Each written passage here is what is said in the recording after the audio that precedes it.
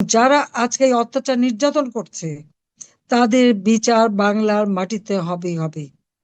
এই 2024 সালের আগস্ট মাস পর্যন্ত আওয়ামী লীগ সরকার ক্ষমতায় ছিল, মানুষের জীবন নিরাপত্তা ছিল, মানুষ শান্তিতে থাকতে পারতো, নিরাপদে চলতে পারতো, অন্তত সেইটুকু আমরা করতে পেরেছিলাম। অন্ন বস্ত্র বাসস্থান চিকিৎসা শিক্ষার ব্যবস্থা করে বাংলাদেশ একটা শান্তিপূর্ণ অসাম্প্রদায়িক চেতনায় সৌহার্দ্যপূর্ণ ভাবে বাংলাদেশটা এগিয়ে যাচ্ছিল। মনে হলো বাংলাদেশের মানুষের এই শান্তি বা এগুলি বোধহয় অনেকের পছন্দ হয় না। গভীর এক চক্রান্তের মধ্য দিয়ে এমন একটা অবস্থার সৃষ্টি করে যে আজকে একজন ক্ষমতা দখল করে আছে সম্পূর্ণ অবৈধভাবে, যার কোনো জনগণের ম্যান্ডেট নেই, সাংবিধানিক কোনো ভিত্তি নেই। সেই সুদখোর খুনি জঙ্গি ইনুস ক্ষমতা দখল করেছে জবরদস্তি করে। আমাকে আর রেহানাকে তো মেরে ফেলারই তাদের প্ল্যান ছিল। 15ই আগস্ট বাবা মা ভাই সব হারিয়েছি, এমনকি 32 নম্বরের বাড়িটা পর্যন্ত তারা, যে স্মৃতিটুকু নিয়ে আমরা বেঁচেছিলাম সেটাও ধ্বংস করে দিয়েছে। অথচ সেই বাড়িটা আমরা জনগণকে দান করে দিই। যা হোক, আল্লাহ যেভাবে হোক আমাদেরকে বাঁচিয়ে রেখেছেন। কিন্তু দেশের যে অবস্থা আমি দেখছি এটা সত্যি ভয়াবহ। আমি শুধু এই জানুয়ারি মাসের একটা হিসাব দিচ্ছি।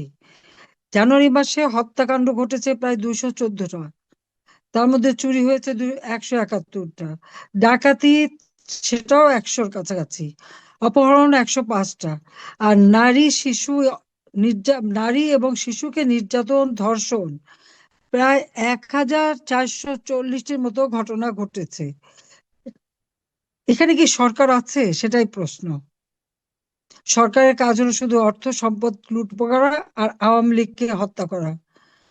পিটিয়ে পিটিয়ে আমার নেতা কর্মীদের হত্যা করেছে, পুলিশ হত্যা করেছে, এবং তাদের হাত থেকে সাংবাদিক, সাংস্কৃতিক কর্মী বা সংখ্যালঘু সম্প্রদায়কেও রেহাই পায়নি।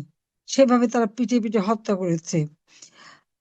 আওয়ামী লীগের সহযোগী সংগঠনের নেতা কর্মীদের উপরে অত্যাচার নির্যাতন, আমাদের যারা নির্বাচিত প্রতিনিধি এক কলমের খোঁচায় তাদেরকে ক্ষমতার থেকে বের করে দিয়েছে। এখন বের করে দিয়ে এখন আবার দেখলাম আজকে নতুন দল করবে। আবার এই নতুন দল করার জন্য আবার আওয়ামী লীগের লোকদের কাছে ধর্ণা দিচ্ছে। শুধু ধর্ণা দিচ্ছে না, দলে আসার জন্য আবার ভয় ভীতিও দেখায়, দলে না আসলে ঘরবাড়ি পোড়াবে, ভাঙবে, অত্যাচার করবে, মিথ্যা মামলা দেবে। আর মামলা তো হাজার হাজার, প্রায় 20-25 হাজার মামলা। এই ফেব্রুয়ারি মাসেই তো আমাদের প্রায় 20 থেকে 25 হাজার নেতা কর্মীকে গ্রেপ্তার করেছে, 5 লক্ষের উপর আসামি। এইরকম একটা অত্যাচার নির্যাতনের আর একটা দুর্বিষহ অবস্থা, এটা সত্যি কল্পনা করা যায় না। অথচ এই সুৎখর ইউনূস ক্ষমতায় আসার জন্য এবং ক্ষমতায় টিকে থাকার জন্য আজকে সারা বাংলাদেশটাকেই একটা মনে হয় যেন কয়েদখানা বানিয়েছে। তারা আয়না ঘর খুঁজে বেড়ায়, এবং গোটা বাংলাদেশই তো আয়না ঘর। যে অত্যাচার নির্যাতন, কেউ ঘরে থাকতে পারে না, বাইরে থাকতে পারে না, মামলা করতে পারবে না। আর যত মামলা আমাদের বিরুদ্ধে, আওয়ামী লীগের বিরুদ্ধে। আওয়ামী লীগের অপরাধটা কি? জাতির পিতা বঙ্গবন্ধু শেখ মুজিবুর রহমানের নেতৃত্বে এই আওয়ামী লীগ তো বাংলাদেশের জনগণকে ঐক্যবদ্ধ করে দেশ স্বাধীন করেছে। 48 সাল থেকে সেই ছাত্রলীগ বঙ্গবন্ধু শেখ মুজিব গড়ে তুলেছিলেন, আমরা মাতৃভাষায় কথা বলার অধিকার পেয়েছি। আওয়ামী লীগ যখনই ক্ষমতা এসেছে বাংলাদেশে আর্থসামাজিক উন্নতি হয়েছে, আজকে গ্রাম পর্যায়ে পর্যন্ত উন্নয়নের ছোঁয়া লেগেছিল। কিন্তু এখন একে একে সব ধ্বংস করে দিয়েছে। অর্থনীতি সম্পূর্ণ ধ্বংস, আইন শৃঙ্খলার চরম অবনতি, মানুষের নিরাপত্তা নাই। এই অবস্থার মধ্যে দিয়ে দেশ যাচ্ছে। তবে এইভাবে একটা দেশ চলতে পারে না। এর বিরুদ্ধে সকল জাতির আমাদের দেশের যারা জনগণ, একসময় আমাদের বিরুদ্ধে যখন নানা ধরনের মিথ্যা অপবাদ ছড়ানো হয়েছিল এবং আমাকে স্বৈরাচার বলা হয়, খুনি বলা হয়, আজকে যদি খুনের হিসাব নেওয়া হয় আর স্বৈরাচারী আচরণ বলা হয়, ওই কেউ তো রাস্তা নামতে পারে না। আমার সময় তো দেখলাম ছাত্ররা 7ই জুলাই থেকে নিয়ে সমানে আন্দোলন করেছে, কই তাদের উপরে পানিও মারা হয়নি, গ্রেনেড, সাউন্ড গ্রেনেডও মারা হয়নি, পিটানো হয়নি। আজকে স্কুল শিক্ষক, মাদ্রাসার শিক্ষক, ছাত্র, শ্রমিক, কেউই তো বাদ যাচ্ছে না। যে নামে তাদের তাদের উপরে অত্যাচার নির্যাতন এবং তাদেরকে হত্যা করা, এবং যারা আহত, যখন আহত হয় বা নিহত হয়, আমি তো জুডিশিয়াল ইনকোয়ারি কমিটি করে দিয়েছিলাম, কিন্তু সেই কমিটি কাজ করতে দেয়নি। যারা আহত হয়ে হাসপাতালে ছিল, আমাদের তখনকার আমাদের যে স্বাস্থ্যমন্ত্রী সামন্তলাল সেন এবং আমাদের প্রতিমন্ত্রী রোকেয়া প্রত্যেকটা হাসপাতালে গেছে, দলমত নির্বিশেষে যারাই তখন আহত প্রত্যেকের আমরা চিকিৎসা করিয়েছি বিনা পয়সায়, সকলকে নগদ টাকা দিয়ে সাহায্য করেছি। যারা মারা গিয়েছিল তাদেরকে গণভবন দিয়ে তার পরিবারকে নিয়ে এসে তাদেরকে সাহায্য করেছি। অথচ এরপরে আমি চলে আসার পরে তো আর কারো চিকিৎসাও হয়নি, সাহায্য তো দূরের কথা। এখন তারা যখন আন্দোলন করে তাদেরকেও বাসে করে নিয়ে অজ্ঞাত স্থানে নিয়ে যায়। আর আওয়ামী লীগের যে এত নেতাকর্মী সহযোগী সংগঠনের নেতাকর্মী গ্রেপ্তার করলো, তারা কোথায়? তাদেরও তো অনেকের খোঁজ পাওয়া যাচ্ছে না।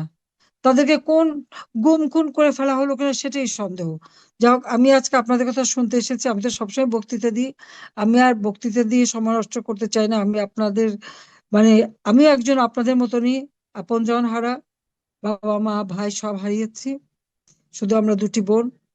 তো আপনাদের কথাই আমি শুনতে চাই, এই অত্যাচার নির্যাতনের কাহিনী শুনতে চাই, আপনারা বলেন। আর এটুকু বলতে পারি, ইনশাআল্লাহ বেঁচে যখন আছি এই বাংলাদেশে আবার আমরা মানুষের অধিকার প্রতিষ্ঠা করব, এবং যারা আজকে এই অত্যাচার নির্যাতন করছে তাদের বিচার বাংলার মাটিতে হবেই হবে। যুদ্ধাপরাধীদের বিচার করেছি, জাতির পিতার হত্যাকারীদের বিচার করেছি, এবং যখন যেখানে জঙ্গি সন্ত্রাসী যা ঘটেছে সঙ্গে সঙ্গে আমরা আমরা বিচার করেছি।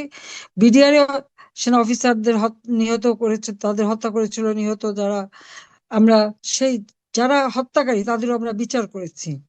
কিন্তু আজকে সব খুনি জঙ্গি সন্ত্রাসী তারা, তাদেরকে কারাগার থেকে মুক্তি দেওয়া হয়েছে, আর কারাগার ভরে ফেলেছে আওয়ামী লীগের নেতা কর্মীদের বিরুদ্ধে।